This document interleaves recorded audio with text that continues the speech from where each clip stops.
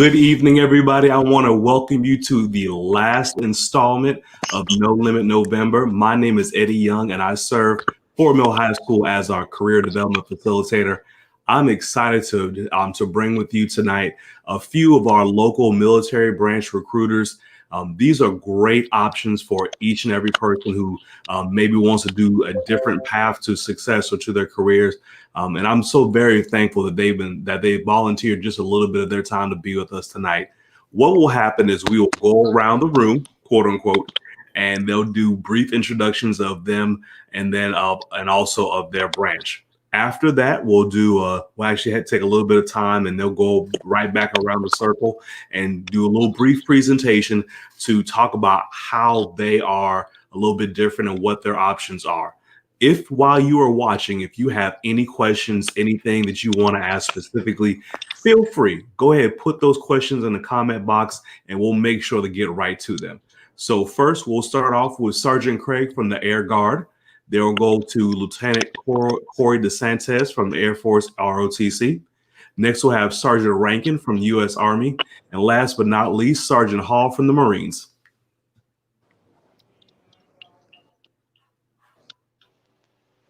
Hey, I'm Sergeant Craig with South Carolina Air Guard. That's talk about benefits now, correct? Oh, you're good. Go right ahead. Okay, cool.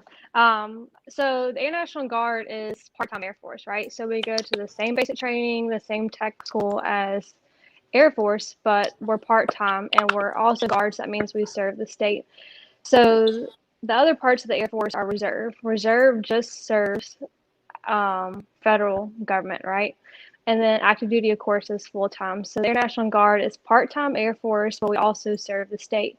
So when stuff like hurricanes and the flood happens, we activate also to make sure our state is good. But we also deploy overseas, just like the federal government.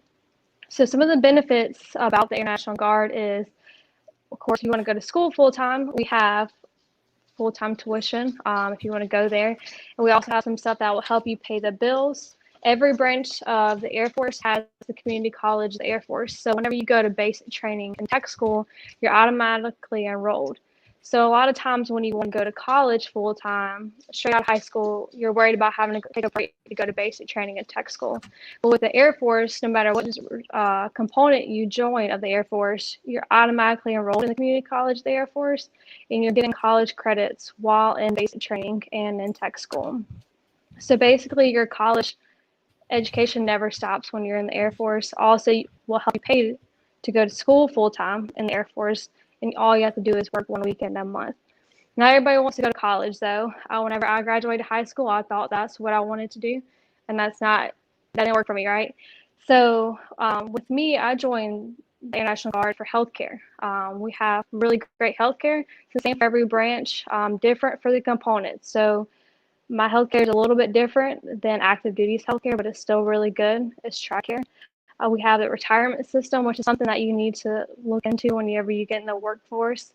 Also, we have still the training, so you can still go full-time in the Air National Guard, and we have steady paycheck, right? So it's not gonna be a whole bunch, but whenever you're figuring out what you want to do in your life, you want something steady, and the Air National Guard can definitely help you with that. Also, being a military member, you can get all the benefits, right? You go to like a shoe store, right? 15% off. That's still something that adds up. And definitely you can be a military member while you're in high school. So you can be making a military paycheck, getting time and rank, time and grade, and all that stuff. So the Air National Guard can help you in multiple ways.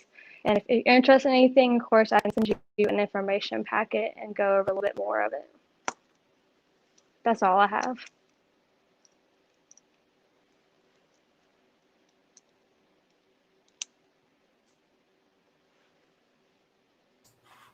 Thank you very, very much. Really appreciate that. Next up is Lieutenant Corey DeSantis from the Air Force ROTC. Perfect. All right. Well, thank you for the introduction. So I will start off by saying the program that I'm going to talk to you guys about is very different than what you'll be hearing from a lot of the other recruiters here with us tonight. So ours is specifically a college-focused program. So it's for those, it's for those of you who are interested in doing a military career, but also kind of knocking out that degree right out of high school.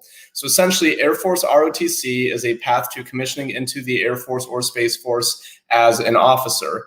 So that means that you'll be, once you finish college and you're actually on active duty, you'll be kind of in more of a management or a leadership role. So depending on your job, you could be kind of supervising a pretty solid group of enlisted people right off the bat.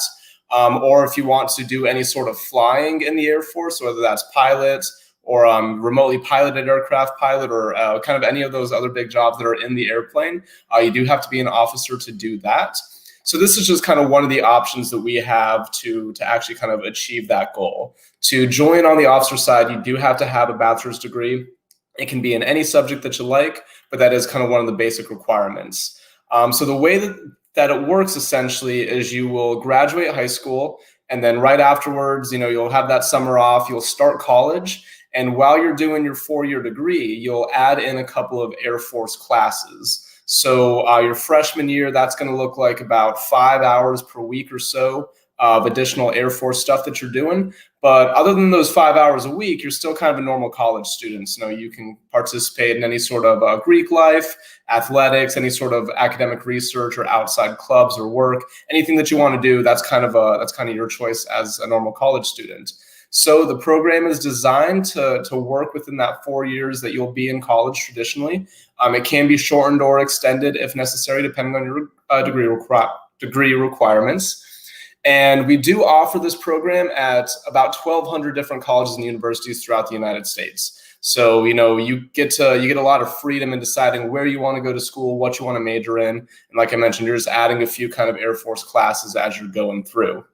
So we don't do any sort of basic training, anything like that. Essentially, it's spread out so that you're learning how to be in the Air Force and how to be an officer throughout those entire 4 years. We do have a lot of opportunities within the program for you to kind of practice working on that leadership.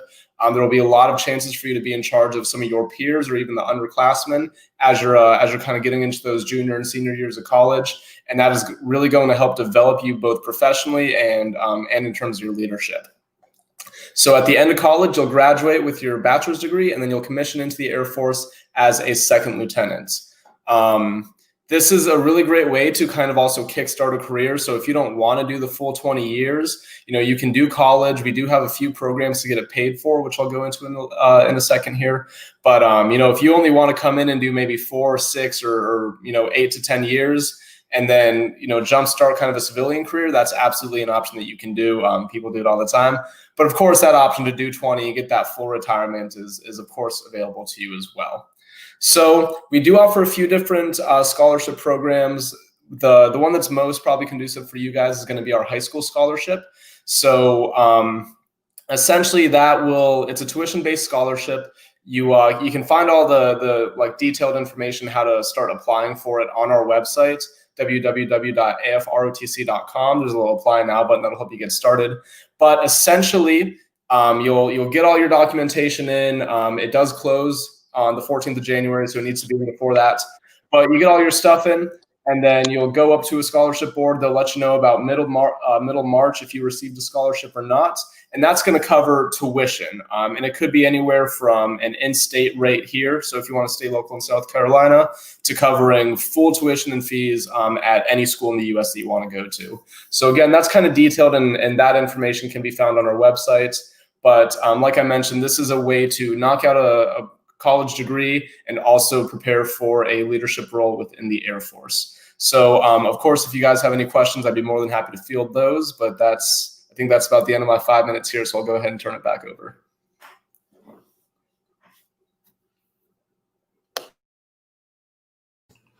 Great job. Thank you so much, Lieutenant DeSantis. Next, we're going to let's go to Sergeant Hall with the Marines. Awesome. Can you guys hear me okay? Yes, sir. Hear you fine. Great. So I'm Staff Sergeant Hall. I'm the Marine recruiter for the local area. A little bit about myself. I've been in the Marine Corps for about 9 years. I'm a military police officer. I'm also an accident investigator for the Marine Corps as well. So if anybody's looking into law enforcement, this is a great option to look into as well. And I come from Greensboro, North Carolina, if anybody's from there. So yeah, I enlisted September 11th, 2010, and I went to boot camp August 8th, 2011. So been in for a while, got a wealth of knowledge. The Marine Corps is kind of like that wild card. Not many people know about us. We're kind of small. But the purpose of the Marine Corps is to really win our nation's battles, right? Is to also develop citizens, better citizens, and great leaders. A lot of CEOs of companies are Marines and whatnot, but also humanitarian services. So that's why we've also been known as America's 911 force. Just like every branch here, there's a lot of great opportunities, and you really can't go wrong. You know what I mean? So the Marine Corps also has, diving into the NRTC. So what that is kind of like the Air Force ROTC that they have. We actually do have USC as one of our schools. Unfortunately, don't have Clemson. Sorry for my Clemson fans. But we do have Citadel. We do have Duke. We do have Chapel Hill. We've got NC State, and that's just to name a few. But what this program is for you to go to college first, and then once you commission, get your bachelor's degree, you'll commission. So your first summer, you will get, you'll go through kind of the midshipman cruise, learn about naval traditions, history, things like that. The second year, you're going to be starting to look at, air, ground, and law, which you kind of want to get into with the Marine Corps. And then your third year, you're going to go to officer candidate school. And then once you graduate, you have your bachelor's degree, you'll commission. This scholarship is worth $180,000. It's a huge scholarship. We just did our early board in November. Our late board is coming up in February. So if you want to apply for that, please let me know. The academic qualifications that you'll need is having at least an ASVAB score of 74, an ACT of at least a 22, and ACT of at least a 22, and the SAT of at least 1,000. And then it kind of goes into the physical fitness portion. You'll have to do a 3-mile run, pull-ups, and crunches. Adding on to that $180,000, every single month you're going to get $250 for your freshman year, and then every year it goes up $50. So this is a great opportunity if you want to go through the officer route. And the cool thing about it, most people don't know, is that after the first year, if you don't want to do it anymore, you pretty much can opt out. You don't have to pay any money back. But the remainder of the time that you're in college, you'll have to figure that out for yourself, right? So you're not necessarily locked in. So you can kind of feel it out if you want to. Also, we do have the reserves. So if you're, hey, I want to just go to college locally, I want to be close to family, it's great. And the one thing I like about the reserves is that, if you're going to college, you're going to work a job. But that job that you're in, maybe that's, bussing tables or working at, FedEx or something like that. You got to ask yourself, is it benefiting me in the job profession that I want to go into? Do I have the career benefits? Because we're going to give you medical and dental care. Are they going to give me money for school? Reserves gives $4,500 a year added on to whatever else you have, maybe a life scholarship and things like that. So it's not going to be full in the reserves, but it's going to give you a great deal. And after you add everything up, you might be close to full. And on top of that, you're going to get paid for that 1 week in a month and then that 2 weeks of the year. So in my opinion, if you're just going to college full-time student, why not go reserves instead of, some of these, smaller companies? But you can still do that while being in the reserves if you want to work another job as well. If you want to go into the officer route, we do have the platoon leadership course. So what that is they're going to break up your officer candidate school in between the summers. So by the time that you graduate, it's already completed, it's already finished, you've got your bachelor's degree, and now you'll commission as an officer in the Marine Corps into the air, ground, or law. Going on into active duty, that is your full-time gig in the Marine Corps, Monday through Friday, get weekends off, holidays, everything. So what that also does too is you have a MECEP. So MECEP, if you want to look through the officer route, is enlisted officer. You just have to have a 74. Okay, so you can go enlisted officer. A lot of times people don't know that. But while you're on active duty, some of the other ways, and I'm sure the Army will probably touch on it, but when you go through military courses, there's something called a JST, a Joint Services Transcript. So you actually get college credits for military courses that you attend. So for instance, boot camp is actually 8 college credits. When I went to accident investigator school, it was 5. So you're already earning credits there. There's also tuitions assistance where, you know, it's 20 years of free money for college. I mean, it's a great deal. It's a great deal. So also, when you get out, you get kind of your parting gift, your GI Bill, your post 9/11 GI Bill. So that's going to cover your college 100%, give you money for food, things like that.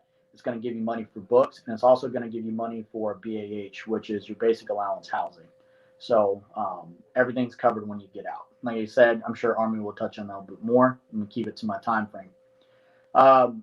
Also, like I said, going into the band as well. If any of you guys are out there looking into the band, we have our MEOP. It's our musician enlistment option, right? We have our drum and bugle corps. So if any of you guys are wanting to apply on that route, we do have that available.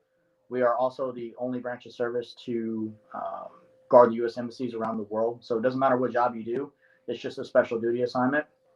So it's 3 years, 3 different countries. We also have HMX, which is our presidential security. So you guys probably seen Marine One and things like that. So, and as far as our jobs go, I mean, anything you can think of, we do, except, we don't have, Army has our medics, Air Force has medics, corpsmen medics, but we do have medical courses, and we do have a medical scholarship that I want to bring up.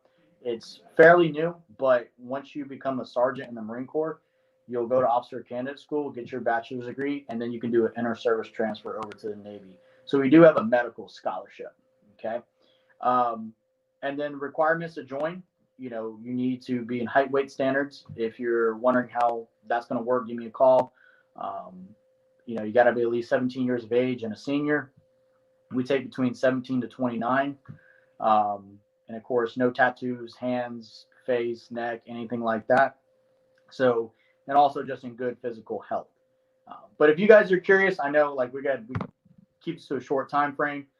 You guys can always go to marines.com, and you could also follow me on Instagram, or we can push our information out there, but it's SGT_Hall, HALL_Marines. Thank you.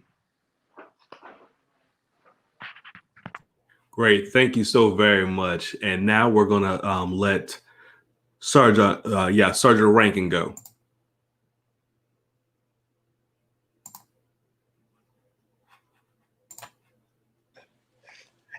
Good evening. Can everyone hear me? Yes, sir. All right. Well, first of all, like Mr. Young said, I'm Sergeant Rankin. I am a U.S. Army recruiter here in Rock Hill. So I cover the Rock Hill area, York County in general. So I'm originally from Charleston, South Carolina. So I'm right here in my home state, and I love it here in South Carolina in general. My job by trade is 15 Golf, which is called an aircraft structure repairer. So basically, I just work on the structures of aircrafts. So my job training entails me fixing helicopters. So with all of the branches that have already spoken and the ones that will soon speak, we all offer a lot of the same benefits as far as like medical, health, money for school, and things of that sort. So you can't really go wrong with any branch of service that you decide to go with as a student. The main thing is to kind of find what you're looking for within yourself and what you want to become. So if you come to a recruiter and you already have that in your mind, it'll make it a lot easier as far as for you to choose the right branch. So as far as with the Army is obviously the largest of the branches. We have over 150 job categories that you can go into, and we are located all over the world. So if you want to travel, see some new things, we definitely have that option for you. The Army also has ROTC college scholarships for medical, for law, and even for STEM. So like I said, with all the branches, you have those options. It's just finding, your niche within those branches. With Army, our medical corps has the ability for a student right out of high school to go right into becoming a combat medic or even an LPN level nurse. So we offer you free training right out of high school. You're being paid while you're training, and then once you fulfill your service obligation, which is only a 3-year service obligation, you'll be given a wealth of knowledge to take on with you to your next career path. So that's either medical, aviation, information technologies, computer science. We have a plethora of career paths that you can take. We have law, we have linguists. If you would like to become a linguist and learn a new language, we will train you to become a linguist. And like I said, you will still get paid while doing that. As an active duty soldier, your housing and food is paid for you, so you don't have to worry about that expense. So your base salary will just be money that you will be able to pocket, basically. So your only bills would be the bills that you present, which is, a cell phone, if you would like to have internet, or if you have a vehicle. So other than that, your housing and your food, your electric and heating is all provided by the Army. Also, with the Army, one of our great tools is the fact that we allow entry-level soldiers to choose their job. So if a high school senior or junior comes to myself or any Army recruiter and they're trying to find a job, we'll let you know if that job is available based on your ASVAB score. And if it's available, you'll be allowed to pick that job. So that's a great option, because you want to work where you kind of want to work. You don't want to be told what you're going to do in some instances. One of the great things about the Army as well is the fact that some guys, they have an aspiration to be a pilot. So the Army allows high school seniors to become pilots. So we had one gentleman this like 2 days ago actually qualify for that program right out of high school. His name is Elliot Bechet. He goes to Nation Forward High School. So he actually was chosen to be a flight warrant. So basically he was commissioned as a warrant officer, and he will fly helicopters for the Army. So the Army offers a lot of great options for students right out of high school to kind of jumpstart their career, because a lot of the other branches, as far as with piloting, you have to have a degree. And even for the Army to commission as a pilot, you still have to have a degree. But we have a program where you can commission as a warrant officer and still be a pilot. Lastly, just to reiterate, with everyone who wants to go to college.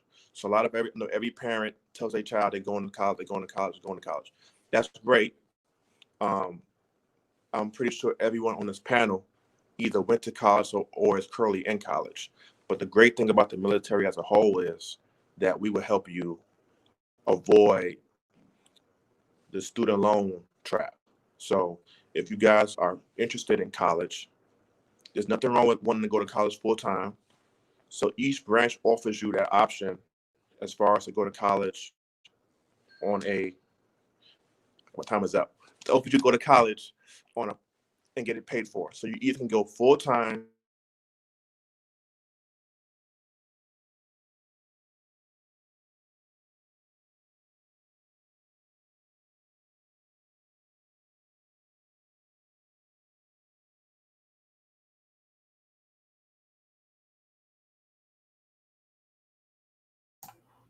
Okay, so I believe that Sergeant Rankin will probably be joining us back on as soon as he can. In the meantime, we have a few questions that we're going to kind of go through just to make sure that we are, hitting everything that needs to be addressed. And I won't tell you all how to answer or when to answer. I'll just let you kind of go around the circle as you see fit. First one that I know a lot of people were thinking about is, what are the normal challenges a new recruit will face? So we know there's a lot of differences, things that come along, but what are these normal challenges that they face?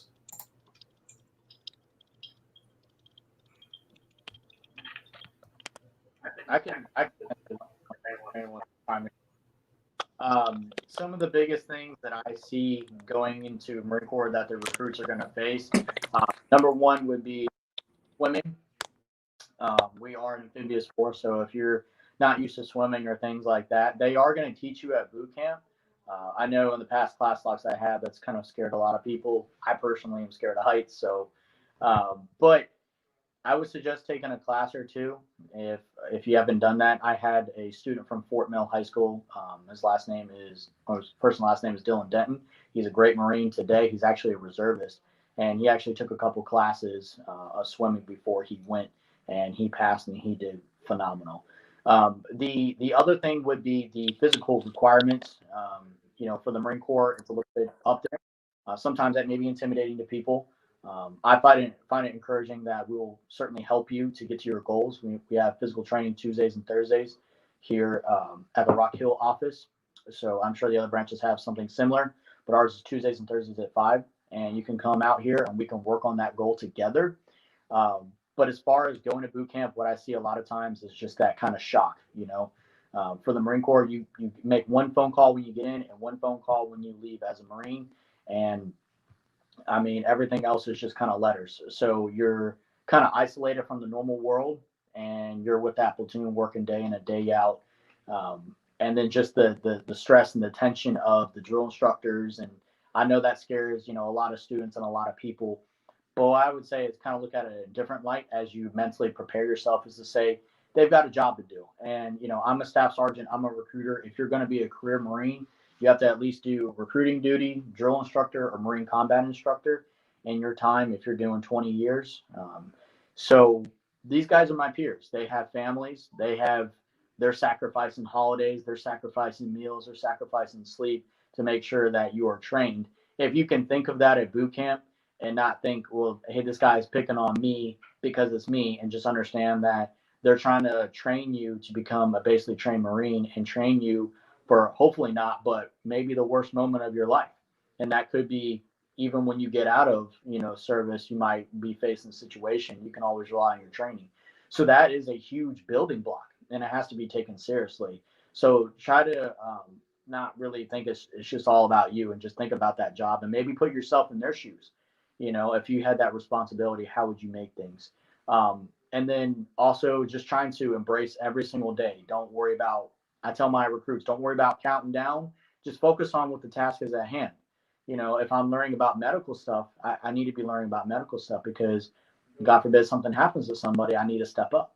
You know what I mean? So everything you do, just try to give 110%. And I would say that's a good attitude for every single branch that's on here today, is to give 110% everything you do, and not just try to survive the training, but yet rather excel at the training. But the mental preparation is something that you're always going to have to work on. There's nothing that we can do to completely recreate it. But I would really like that we do with our people is we have that mentorship where, as I see them day in and day out, these PTs every single week, they start asking me about things that they're scared of. How's it going to be with the gas chamber, or yada, yada, yada. I can help them walk through it, and I can also give them a little bit of tricks to the trade. So physical preparation and mental preparation, and then lace up your boots and go. So.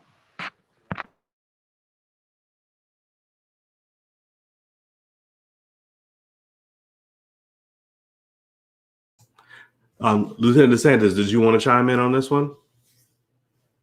Certainly, thank you. So ours is definitely a little bit different, because we're, of course, we're taking, the students who are in college. We don't really have that boot camp. So there's, when you're a new recruit in ROTC, you're definitely facing different kinds of, stressors in your life, because it's not like you're looking at a two or 3 month boot camp. It's more so, how do I deal with these college classes? How do I deal with time management?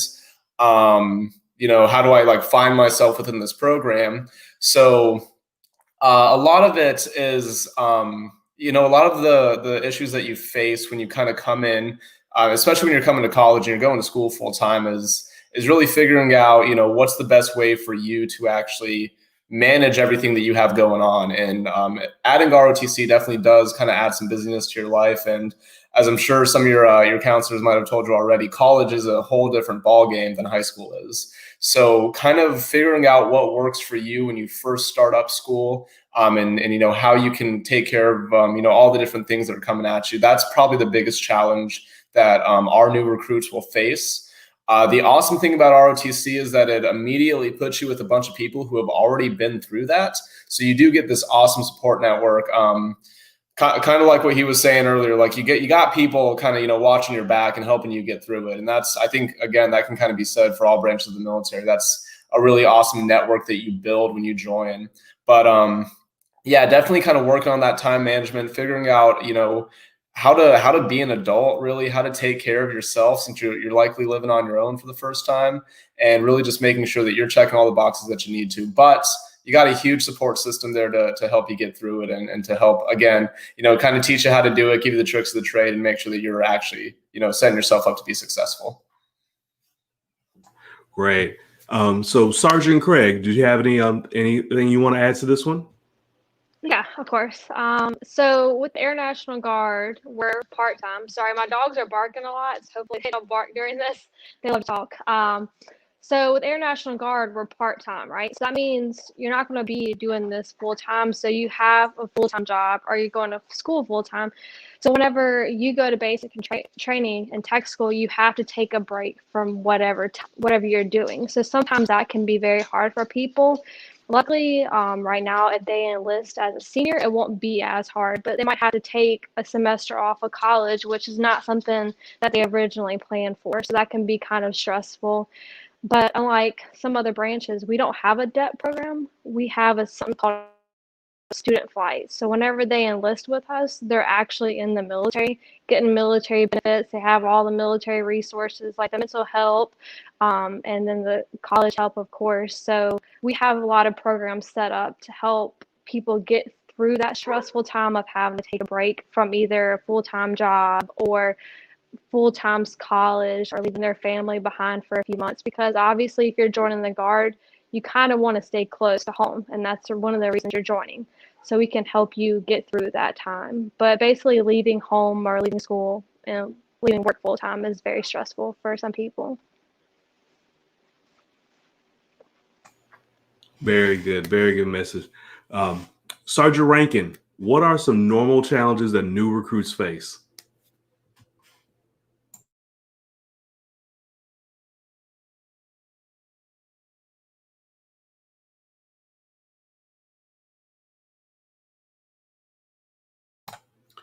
Actually, Sergeant Rankin, I'm sorry to interrupt. Kid, go ahead and unmute your mic for me real quick. There you go. Okay. So the biggest challenge we have as far as with new recruits is normally just normally height and weight, and like the fitness aspect of the Army and the military in general. And then for our reserve recruits, is usually them juggling budgeting for college. So, you know, with the reserves, when you receive your government funds to help you pay for your schooling, it goes directly to the student or to the recruit. So they have to pay the school with that money, or do what they would like to do with the money, but it's on them, as opposed to most other government programs through the Army or through any branch. The money usually goes directly to the school, so it's not in the student's hands per se. So that's one of the issues we have with some of our newer recruits as our reservists, is that problem. But other than that, normally most of our recruits, they can get through basic and AIT because everything is so structured. So it's almost like you can't fail unless you just don't want to be there type of deal, you know. Good stuff. Thank you. And now we have, and you mentioned height and weight, and we have one specific question that's coming from one of our visitors. Is there a height and weight? Is there a height limit to be a pilot? This young man is 16 and 6'4". So he's a skyscraper over there. But is there a height limit to being a pilot? Well, as far as for the Army, there is, but it's a waiver for it. So at 6'4", I'm assuming he may get to 6'8", maybe. So he'll probably be right on the cusp of needing a waiver to become a pilot, as far as for the Army. Gotcha. And then over on the Air Force side, we actually just got rid of our height and weight, or well, our height limitations, I should say. So there's no basic limits as long as you can fit inside the aircraft. So I will level with you in saying that if you grow much beyond 6'4", they might have trouble fitting you into something like an F-16. But if you want to fly any of the bigger planes, if you want to do like the cargo or the mobility mission and fly, one of the kind of big guys, you can absolutely do that. It doesn't matter how tall or how short you are, as long as you can fit into the seat that is in the airplane, we can get you in there.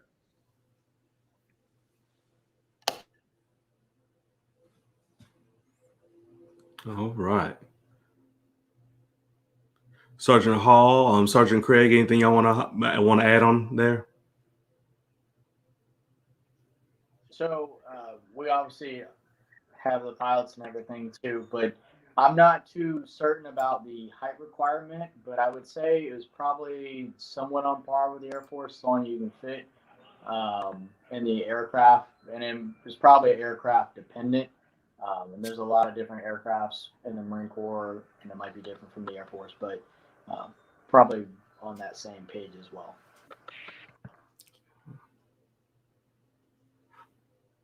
All right. So one more question that we have here. What should people consider before they enlist? Like if you wanted to say, make sure you think about this one thing. What's the one thing they should consider before they enlist?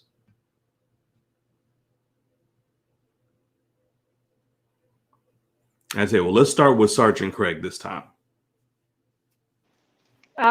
So before they enlist, I have a lot of people I've worked with that sometimes their family members, they didn't take their family members into consideration. So either their mom is crying now that they've joined in, they don't want them to go, so now they're not going, right? And then they're hurting themselves in the long run because now they're getting discharged from the military and all this stuff. Basically just not, or someone's motivating you to do it, right? So I've also had parents that are like, well, get out of my house, I don't want you to be here, and they enlist and they're like, well, I shouldn't have done this, right? I should have did a different route.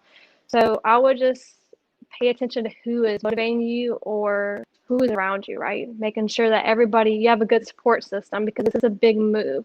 This is life-changing. So basically just keep your support system close and in the loop of what you plan on doing.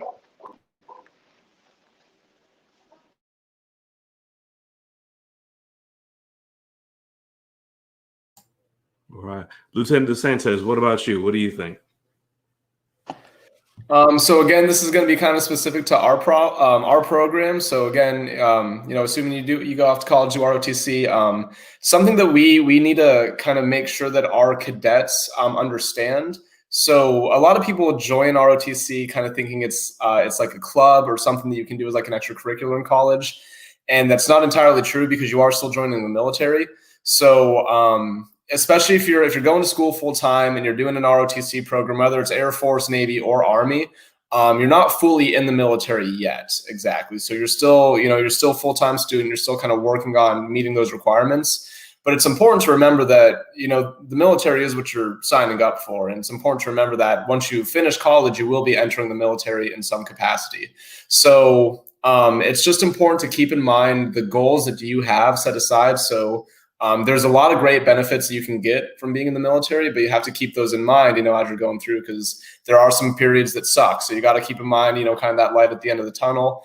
But you also got to keep in mind that it is the military, and they might have you move around to somewhere you don't want to.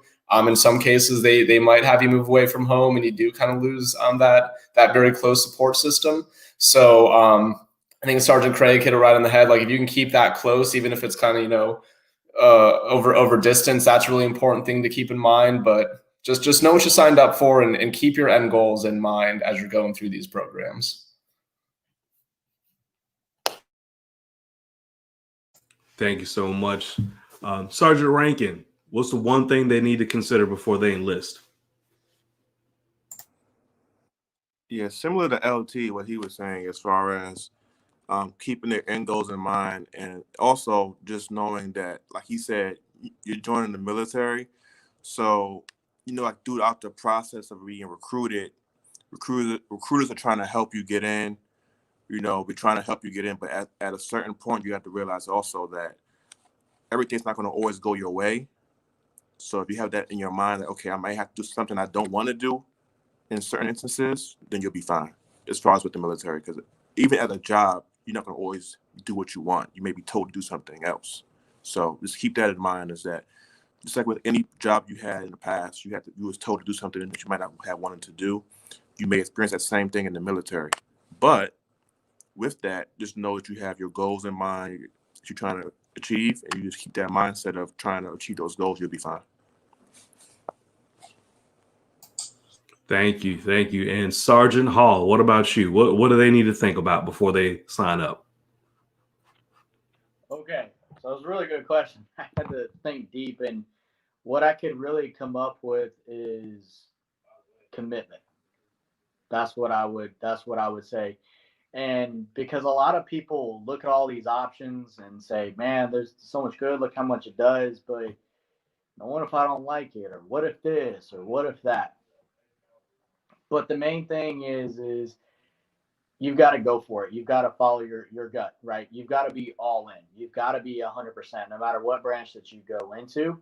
And what I think is that you can learn from that in life, because whatever you do, you have to have commitment. You know what I mean? Even if you're going to college and you're like, well, these classes are too hard, I'm just going to drop out. Or I'm not getting 8 hours of sleep because I had to do a paper. I got 5, I got 6.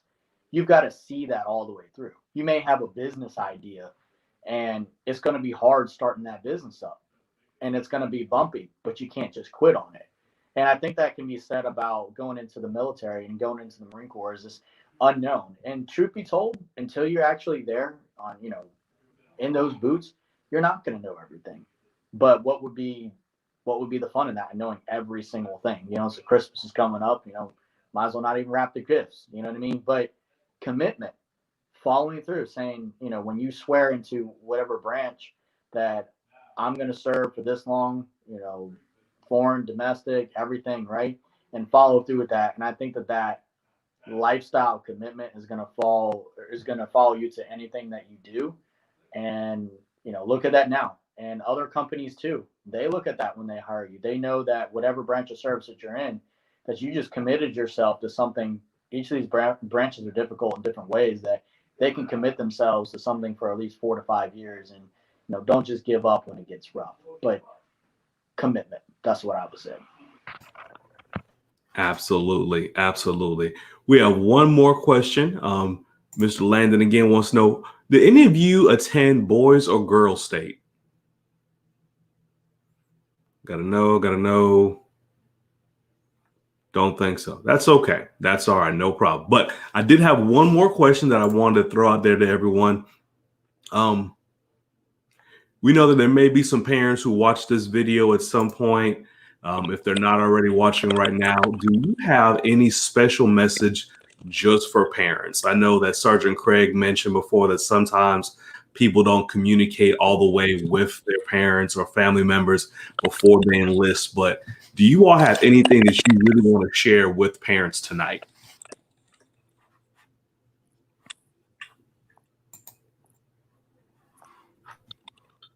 Let's start with Sergeant Hall. Okay, that was itching to press the button. There's a lot to say to parents, and I would say that if any of these recruiters call, just understand we're just trying to offer an opportunity, especially during COVID. A lot of students don't know about this stuff, and what I'll also say is that times have really changed. I mean, I sat down with a parent that didn't know about this post 9/11 GI Bill. He had heard about the Montgomery and yada yada yada. A lot of things have changed. Some things have stayed the same, traditions, things like that. But be open to hear the knowledge. We are the experts in our branches, and I know I can speak for everybody that we're here to inspire your kids to do something great, something that we all have done, and not here to buy them. Because whatever plans that they have, whatever plans that you have, it's all about how we get there. Each branch can be seen as a tool to get to success. It's not, we'll join this because it's the only option. When you really look at it and you can sit there and balance pros and cons and draw how I'm going to get to A to B or my 10-year plan, you might start realizing that the military is a great tool to get to where you want to be. And it might be the best option. It might be the first option. But also, if your kids are talking to you about this stuff, they're looking for you for support. They want you to be involved. Please, please, please be involved. Come with them to the recruiter's office. Hear everything out. I know when I wanted to join, my dad went with me. My mom wasn't about it, and she was afraid.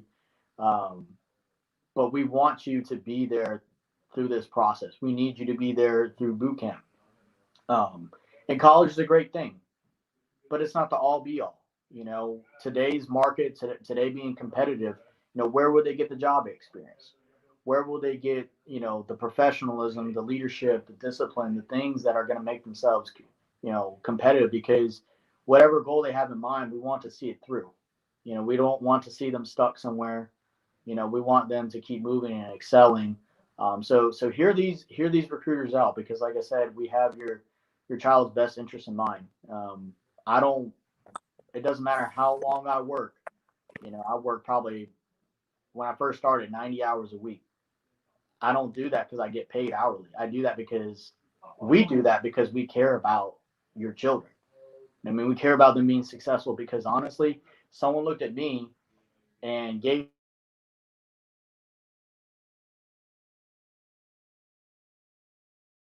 pay it back would be a disjustice to them. And that's why, if you're a career Marine, you have to give back. You have to do drill instructor duty, recruiting duty, or Marine combat instructor duty. So that's kind of my message. I mean, we could talk about it all day, but please open your minds and your hearts to us. I'm gonna pass it to any other recruiters.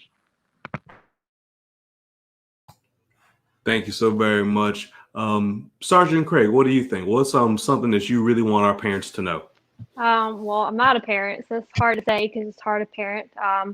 But I think the biggest thing is your child's going to do what they want to do. My sister wanted to enlist whenever she was a senior in high school, and back then the Air Force was like, "Hey, I'll make you a complete officer right now, fresh out of high school." And my dad didn't support her, so she regretted it. So whenever she came to my basic training, and she's 15 years older than me, she was like, "I should have done it." And I was like, "Well, here's my recruiter's number, do it." And now she joined when she was 37, when she could have been an officer for multiple years already, about to retire, but she just started out. And I always joke with her about I'm higher ranking than her. But she has regrets because my dad didn't support her then. But at the same time, you know your child better than we do, obviously, and that goes into what he was talking about previously. Like, just listen to us, and also don't listen to the stereotypes. You're not going to go, like, I'm a weapons loader, I load bombs on planes. A lot of parents get scared that their child's going to do that, and they're going to get injured, they're going to get blown up, anything like that. It's not that. The military spends a bunch of money on us, getting us trained, sending us to basic training, tech school. They're not going to blow us up. If you get blown up, it's most of the time your fault, at least on Air Force side of like loading bombs. So the military is not as scary as some people say it is and as the movies are, at least in my experience in the Air National Guard. So I would just ask questions, and no question is stupid, because you don't want to have a fear or something if it's not a real fear. Excellent.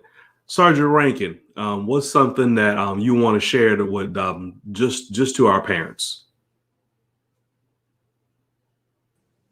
Yes, sir. I would like to share to the parents that from all the branches, we thank you that you allow us to even speak to your children. And we would just ask that, not that you don't limit your children and your students, because you don't know what they can become. When someone from the military is coming to speak to your child and maybe apprehensive about it, but you don't know where that path can take your child.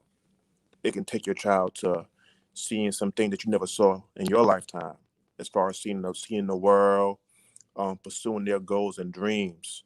So I would just say to the parents that we thank them and appreciate them, but we also would like for them not to limit their students, allow their students to be who they are trying to become and reach their full potential. At the end of the day, I think with all the branches, that's what we're trying to help each of our students and recruits do, is reach their full potential. That's all. Absolutely. Now, Lieutenant DeSantis, your message for the parents. Perfect. Well, I think everyone kind of hit on most of the big key aspects. So again, on our side, something that we see, at least on the ROTC kind of in this wheelhouse a lot is parents advocating on behalf of their kids. So, instead of having your student, reach out to us and ask the questions, you guys are doing it for them. And although that support is definitely a good thing to have, at the same time, your students are looking at, they're about to become full-on adults. They're about to graduate and go off and make these decisions, and they need to be able to, do their own research and make those decisions themselves. So again, like, you definitely want to be backing your students, and that support is absolutely instrumental in helping them, get through everything and make the best decision for them. But at the same time, you do got to kind of let them make that decision for themselves and not, we say spoon feed. You don't want to be spoon feeding them at 18 years old. You want them to be able to kind of fend for themselves. So support from the back, push them forward. You want to see them succeed just as much as we do, but make sure that they're kind of paving their own path, if you will. Excellent. I gotta tell you, I really appreciate you all volunteering a few moments of time. We are near the end of our show, but I wanted to open the door one more time for any closing comments. And we'll start with Sergeant Rankin. All right. Well, I would like to say this. Thank you guys, all the guys, everyone that's on this call for attending. I'd like to thank my fellow recruiters as well. It's been a joy working with you guys. And also, I'd just like to thank all the students that's involved with this call, and just be open to all branches and try to hear each branch's story and get to learn the history of each branch, and then you'll have more of an appreciation for whichever branch you decide to join. That's what I have.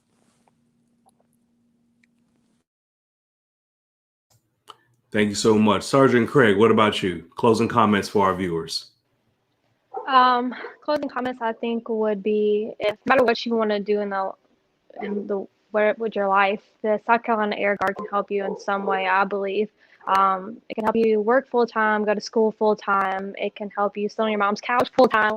Whatever you need to do with your life, I think we can help you. But everybody that's here thinks they can help you, right? As recruiters, we are advocates for our branch because we believe in it. We believe our branch is the best branch and the best component. So you can never go wrong. With that being said, ask questions about what you want in life, and we can definitely help you. Thank you so much. Lieutenant DeSantis, closing comments for our people. Definitely. Well, thank you for hosting us. And again, thank you to the students. Thank you to the recruiters for kind of taking this time out. My message to all of the students that, might be considering a career in the military is definitely make sure that you do your own research, look into all the different branches, look into all the different components. I almost guarantee that there is some aspect of the military that will work for exactly what you're looking to do, whether that's Guard, Reserves, Active Duty, Officer, Enlisted. Everything's out there. There's absolutely an option for you. So definitely do your own research. Make sure that you decide what it is that you want to do. Go out and chase that, and don't let anybody tell you that you can't. Because if you put your mind to it, you can absolutely achieve whatever you need to. And the military is just that stepping stone to help you get there. So thanks again. And if you're ever interested in Air Force ROTC, I think Mr. Young has my contact info, but also our website, afrotc.com, is a great place to kind of get started. Great. Thank you so much. Sergeant Hall, bring us on home. Just like everyone said, thank you for having us. I was really excited to be here. I really miss you guys. I wanted to add that.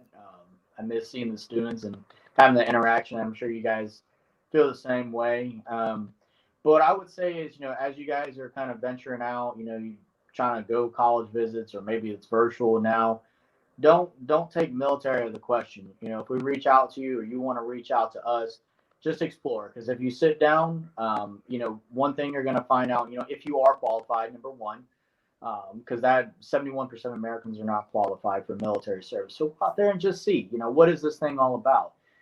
And then hear us out, and then try to look at your plan in depth. I mean, a lot of students I've seen, they haven't even written their whole plan out. And I want you to come across all the barriers and then start trying to find out what opportunity is going to help you to get over those barriers. If this is not going to help you, then, don't look at this.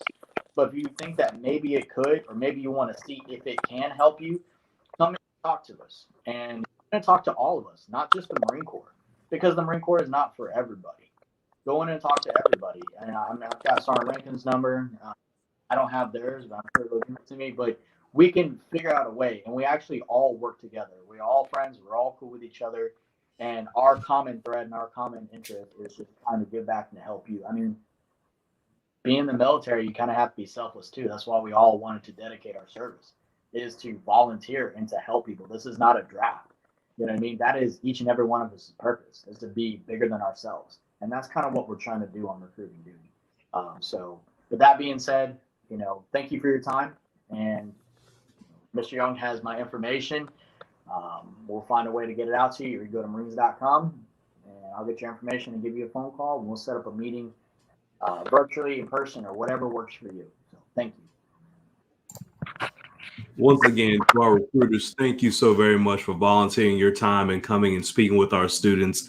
To everyone who's watching, if you need any of their contact information, please just email me and I'll get it right to you. This has been a great series. I thank you for hanging out with us on No Limit November, and I will see you next time. Have a great evening and happy Thanksgiving to everybody too. Bye.